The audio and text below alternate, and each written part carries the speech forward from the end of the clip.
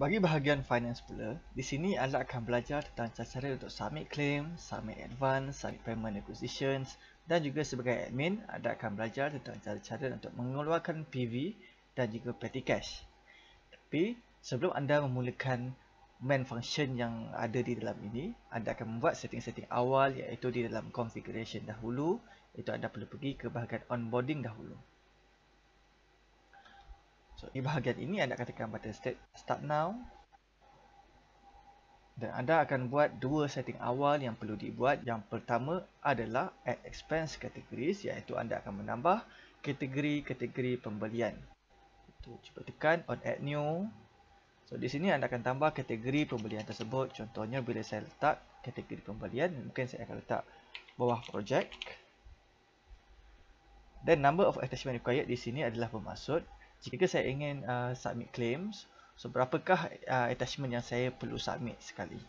So jika saya letak satu di sini, bermakna saya wajib ataupun required untuk submit satu attachment sebagai bukti untuk saya submit claims. Jika saya letak kosong, saya boleh submit dan juga saya tidak perlu submit apa-apa pun boleh. Dan saya boleh letak subscription bawah kategori tersebut. Contoh saya letak.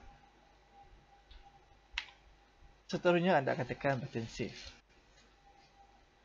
Alright, so itu sahaja dalam step yang pertama. So now kita akan patah balik ke modul onboarding. Go ke step yang kedua, anda akan nampak add expenses. So sekarang barulah anda akan tambah jenis-jenis pembelian tersebut bawah kategori anda letak tadi. So cuba tekan add new. So anda akan nampak detail-detail yang anda perlu isi adalah first sekali anda akan pilih kategori tersebut. Contoh saya pilih kategori project. And then pembelian apakah yang di bawah kategori tersebut? Mungkin saya akan letak parking. So parking selalunya dia takkan ada nilai-nilai yang tertentu. So kalau kita tak decide berapa nilai yang tertentu, kita akan buat no. Yang dimana kalau kita buat no, user tersebut dia akan letak sendiri berapa amount yang dia nak sebagai claims. Kalau kita letak yes, so kalau yang yes ni mungkin yang paling sesuai, kita akan letak mileage. Okay, mileage So bila kita letak mileage, mungkin kalau kita set untuk mileage 1 km akan dapat 60 sen. Unit kita akan letak kilometer. Dan 1 km mewakili berapa sen? Contohnya saya letak 60 sen. So 60 sen akan dapat bagi 1 km. Okay, dan itu sahajalah expenses yang saya akan tambah. Seterusnya saya hanya tekan button save sahaja. Okay, so now kita akan patah balik ke onboarding. So anda akan nampak setting satu dan yang kedua kita dah settlekan. So kita dah memang dah complete lah, kita dah boleh start buat modul-modul yang lain. Tapi sebelum itu, cuba anda akan pergi ke bahagian configuration, anda akan nampak approval. So di dalam approval ni, kalau anda nak setting untuk staff-staff anda, contohnya staff yang pertama ni bila dia submit je claims, so mungkin akan ada staff yang kedua ni untuk jadi approval kepada claim yang dia submit tadi. So mungkin boleh jadi admin yang akan approvekan ataupun approver sendiri yang akan approvekan. Yang approver ni kalau dia staff biasa pun kita boleh buat dia sebagai approver, yang mana dia boleh approvekan memberi transaction daripada staff yang pertama tadi. Untuk mengaktifkan staff tersebut sebagai approver, anda akan pergi ke bahagian ini. Contohnya saya nak staff yang bernama Aiman ni, bila dia submit claims, saya akan tekan button yang set staff approver ni. So saya akan pilih mana approver yang saya setkan untuk staff tersebut. Contohnya untuk advance, kalau Aiman ni submit advance, saya akan letak approval staff yang bernama Encik Aziz ni. And then saya akan letak level dia yang pertama. Alright. So dan kalau macam ni, maknanya bila Aiman ni submit je claims, Encik Aziz ni lah akan approvekan claim tersebut ataupun advance tersebut. So kat sini pun kita boleh control by level dan juga by siapa nama staff tersebut lah. So kalau contohnya anda nampak kat sini ada level 1. So claim tersebut akan pergi ke level 1 dahulu, dan barulah dia akan pergi kepada level 2, 3, 4 dan seterusnya. Jika aplikasi tersebut di dalam level 1 dan dia telah pun di reject, so dia akan kira overall reject. Dia akan terus kira reject. Katalah kalau dia ada 2 level, level 1 ni dah approve, so dan application claim tersebut akan pergi kepada level 2, so dan level 2 ni akan approve ataupun reject lah. So katalah kalau level 1 reject, level 2 tak dapatlah claim. Kalau level 1 ni approve, level 2 reject, so dia akan kira reject. So itulah kalau anda guna approval. Kalau anda tak menggunakan approval, kalau anda tak set approval pun tak apa, tak ada masalah sebab kita ada admin yang akan kontrolkan. So admin basically dia adalah approver untuk semua staff anda. Okay, itu saja dalam bahagian configurations. So, and then pada yang first setting sekali dalam finance, first function, iaitu anda akan pergi ke bahagian claims. Okay. Dalam claims anda akan nampak dashboard, anda akan nampak standard di sini, anda akan nampak my claim, submit claim, my supervisee, anda akan nampak overall view list, approve dan juga add new. Di sini anda nak submit claim untuk diri anda, kira personal lah, anda nak submit claim untuk nama pemegang account tersebut.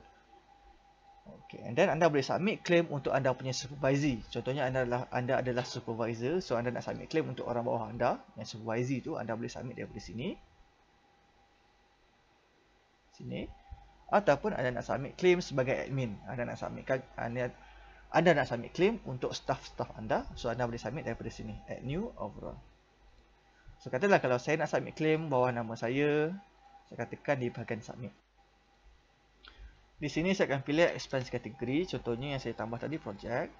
Saya akan letak jenis-jenis project, contohnya claim meeting.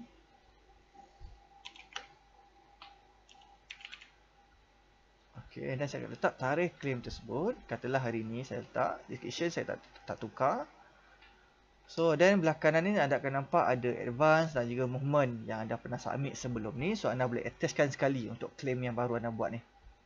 So, kalau anda nak submit boleh. Kalau anda tak nak submit apa-apa movement ataupun advance bawah claim ni, tak apa, biarkan kosong pun tak apa. Seterusnya, yang paling penting adalah di bahagian claim item ni. So, anda akan nampak add item. So, klik on add item. So, kat sinilah anda akan tambah produk-produk ataupun perbelanjaan yang anda dah belanja. Contohnya kat sini saya akan pilih, saya tekan button custom expense. So saya akan pilihlah pembelanjaan apa yang admin dah key in sebelum ni dalam configuration tadi. Contohnya yang saya key in tadi adalah parking. Okay, bukan parking, mileage. So ini yang saya tambah tadi. Saya klik je kat bahagian ni, saya akan nampak unit price automatic keluar. So ni pun keluarlah. Description kalau saya tambah tadi dia akan tambah sekali. Saya kosongkan pun dia takkan, dia kosong lah. So saya boleh tambah kat sini kalau saya nak tambah description. Kalau saya nak kosongkan pun tak apa. Kata kalau saya tambahlah description dari company ke LSDN contohnya. So unit price saya tak boleh nak ubah sebab kita dah set awal tadi. Dia hanya boleh ubah dekat kilometer sahaja. Contohnya 20 km, kita letak 20 km. Isi date mungkin kita akan buat waktu kejadian berlaku 15 hari bulan juga. Automatik dia akan kira 6% kali 20 km akan jadi RM12 dia akan dapat. So dan apa yang dia perlu buat adalah dia akan tekan button save and submit ataupun save. So jika dia tekan save, aplikasi ni masih lagi boleh diedit dan juga boleh delete. So maknanya aplikasi ni anda boleh ubahlah. So sebelum dia pergi ke tangan approver ataupun admin. Tetapi jika anda tekan button save and submit, claim tersebut akan terus diberikan kepada pihak admin ataupun approver. Anda tak boleh nak edit, anda tak boleh nak delete pun. Okay, cuba saya tekan save and submit. So bila saya tekan save and submit, saya akan tengok balik claim saya yang saya dah submit. Saya akan tekan my claim ni. So saya akan nampak dia akan jadi submitted ke level 1. So bila submitted ke level 1, saya perlu admin lah yang akan approvekan. So admin pula dia akan approvekan di bahagian ini. So ini beza dia, ini adalah personal, ini adalah admin. So admin anda akan nampak overall, so dia akan tekan bahagian view list. So bila tekan view list, dia akan tengok ada approve ataupun reject bawah claim yang saya minta tadi. So then saya boleh approve ataupun saya boleh reject.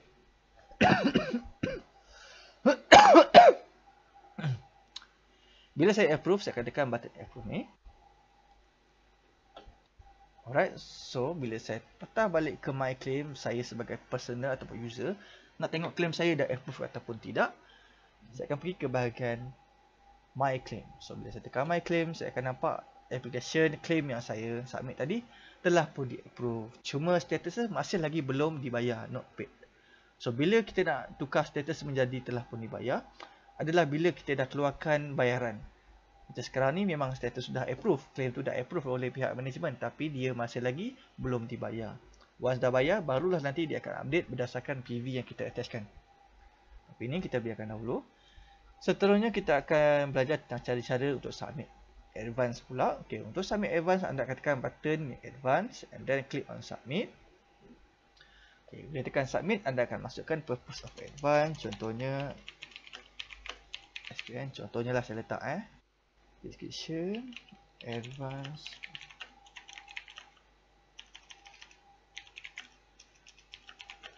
SPN. So, dan belah kanan ni anda boleh attachkan mana-mana projek anda dah isi sebelum ni, ataupun kalau movement anda dah submit sebelum ni dekat HR, anda boleh attachkan sekali. So, kalau tak ada, anda boleh kosongkan.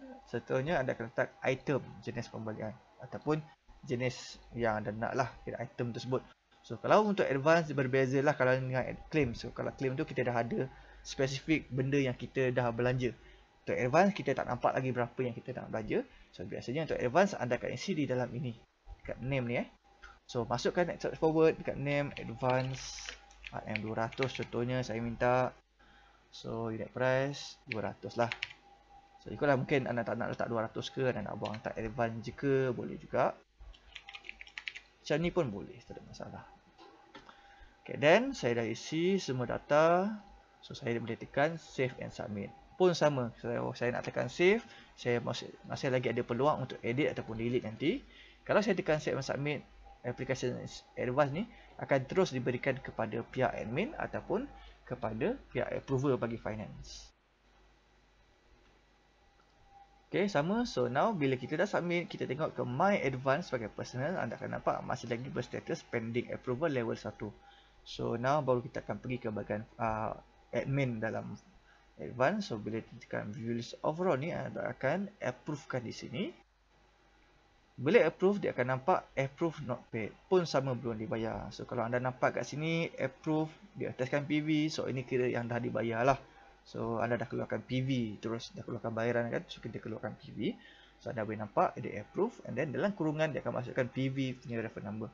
Macam yang atas ni, dia belum lagi dibayar. Jadi, status sebagai not paid.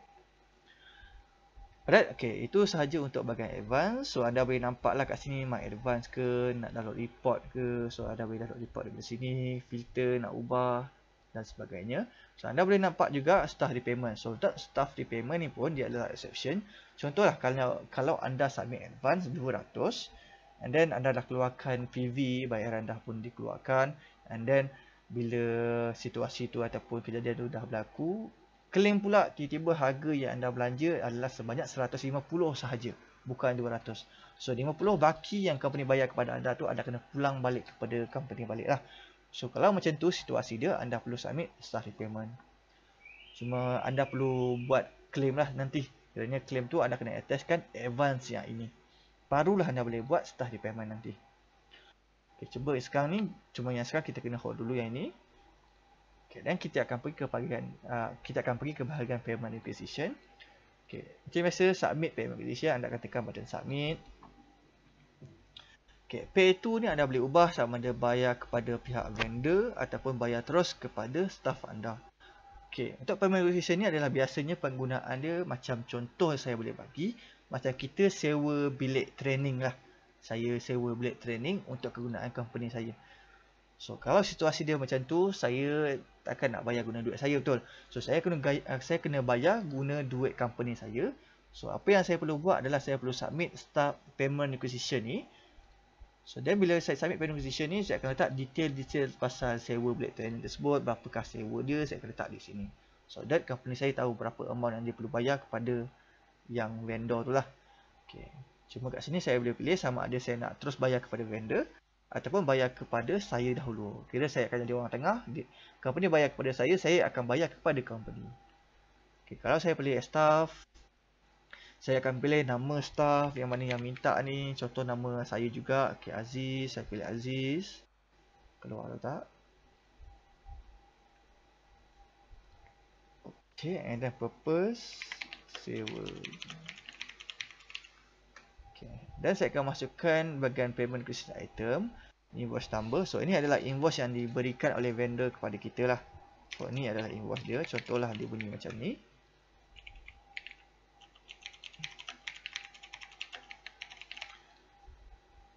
Oops. 1 hari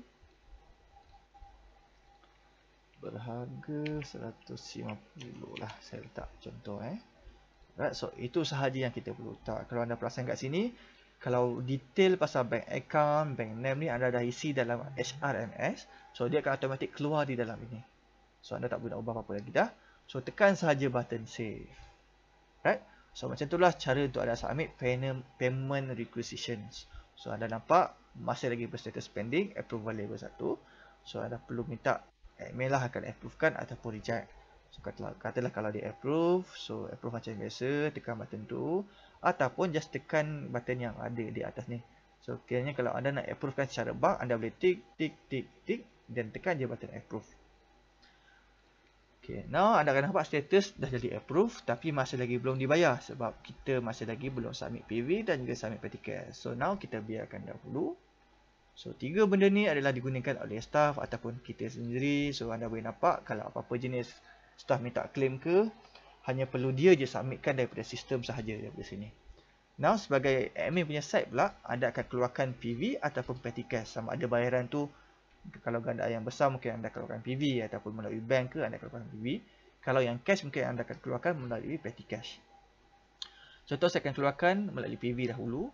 So saya akan tekan di bahagian PV and then saya akan tekan button add new. So di sini saya akan pilih pay to ni kepada staff lah. Contoh kalau saya nak bayar PV ni berdasarkan claim yang saya minta tadi. Pay to ni saya letak nama staff.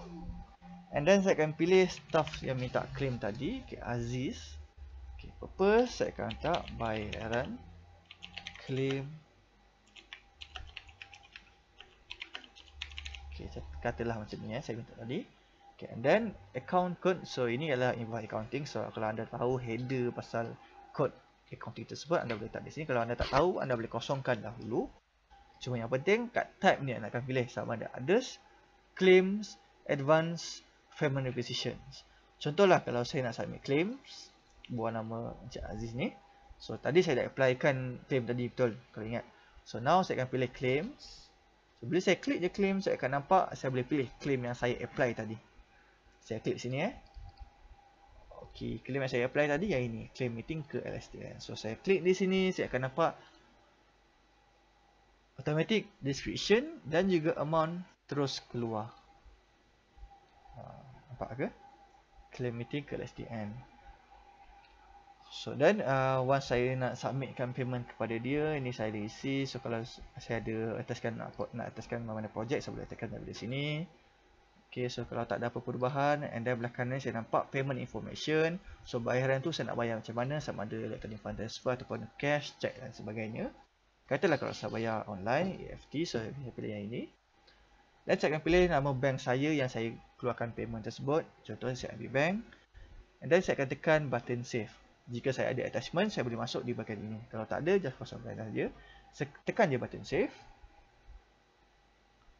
Alright, so maknanya saya dah submit PV. So bila saya tengok view list, macam tadi juga bila kita submit, kita perlu dapatkan approval. Ini pun sama, kita perlu dapatkan approval. So once kita nak approvekan, once kita nak clearkan bayaran, kita perlu approve dahululah. Kiranya mungkin bos yang akan approvekan. Okay, bila bos dah approvekan, dia akan tekan button approve ni. Right, so now bos dah pun dah approve. Kiranya orang atas kita dah approvekan. So bila dah approve, anda akan nampak approve tapi masih lagi belum dibayar.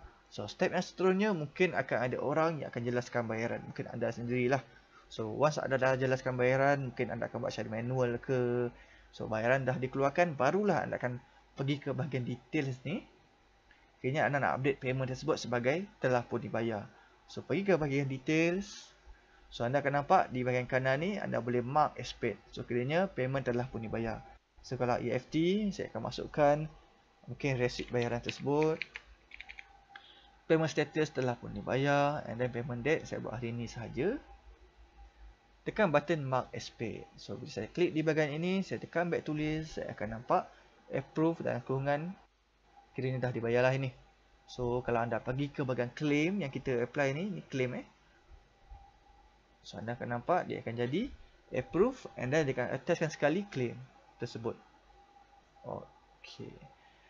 Okay, itu sahaja untuk bahagian payment voucher. So anda boleh nampak ada add new. So add new ini adalah kita buat satu-satu. Kalau anda nak jelaskan bayaran secara lump sum terus, kiranya mungkin ada lebih daripada satu claim tapi bawah satu PV, anda boleh buat daripada sini. Add new wizard. So nampak, so anda boleh pilih staff, jika kita boleh filter by staff.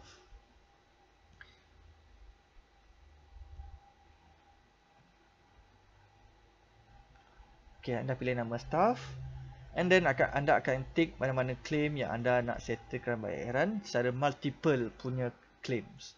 Kiranya ada 5 claims anda nak settlekan by satu PV sahaja. So tick. Okay, saya tick saya tick mana yang okay. Saya tick sini. Contoh saya nak keluarkan bayaran kepada 2 ni je lah. So apa yang saya buat next, saya akan tekan button next. So katalah kalau bukan claim saja anda nak masukkan mungkin advance dengan claim dua-dua bayaran sekali serentak, boleh tick je mana-mana. Kalau saya nak submit ni saja, saya submit tu je, dan saya tekan button next.